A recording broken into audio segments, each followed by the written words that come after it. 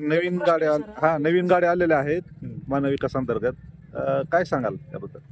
नवीन गाड्या ही आता विद्यार्थ्यांची संख्या भरपूर वाढलेली आहे आणि विद्यार्थ्यांची संख्या वाढत असताना बसची कमतरता होती. इथल्या स्थानिक शिक्षकांनी किंवा इथल्या स्थानिक पुढाऱ्यांनी याचा पाठपुरावा केला, एस टी मार्फतही पाठपुरावा केलेला होता. त्यानंतर आपल्या वडवणी तालुक्यासाठी अति दुर्गम भाग आणि डोंगरपट्ट्याचा एरिया असल्यामुळे या ठिकाणी इतर यायची जायची वाहनाची कुठली सोय नाही. या कारणास्तव बऱ्याच दिवसापासून आपल्या वडवणी तालुक्यामध्ये गाड्या चलत आहेत.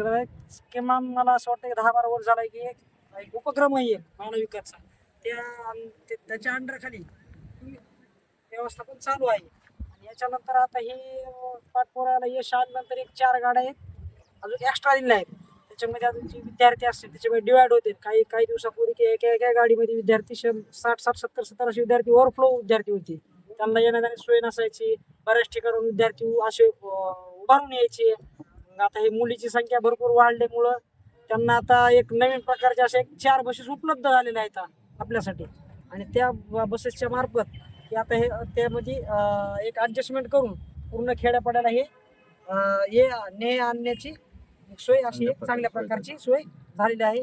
त्याबद्दल आम्ही कर्मचारी अशी एक माहिती. महाविकासच्या अंतर्गत आणखीन कोणते कोणते उपक्रम आपण राबवणार आहात?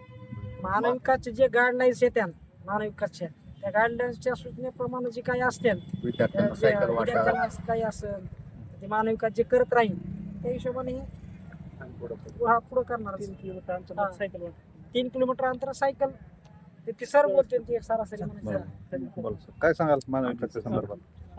आणि सर मी महाराणी ताराबाई माध्यमिक उच्च माध्यमिक विद्यालयामध्ये उच्च माध्यमिकला मी काम करतोय. आम्ही आमच्या शाळेच्या वतीनं अनेक वेळेस महाविकास योजनेअंतर्गत आम्ही मागणी केली होती.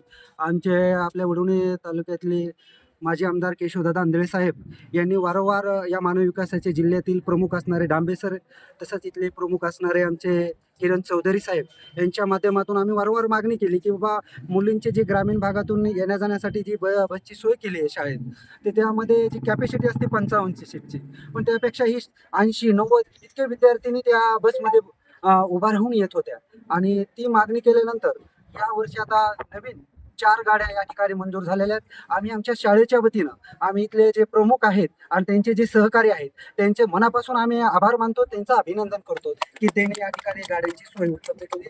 आणि आता ग्रामीण भागातल्या मुलींना येण्या जाण्यासाठी चांगली सोय म्हणून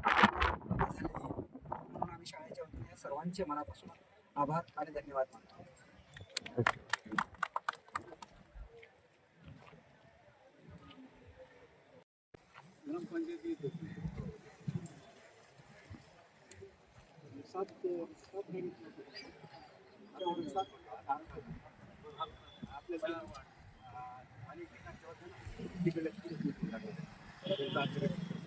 आपल्याकडे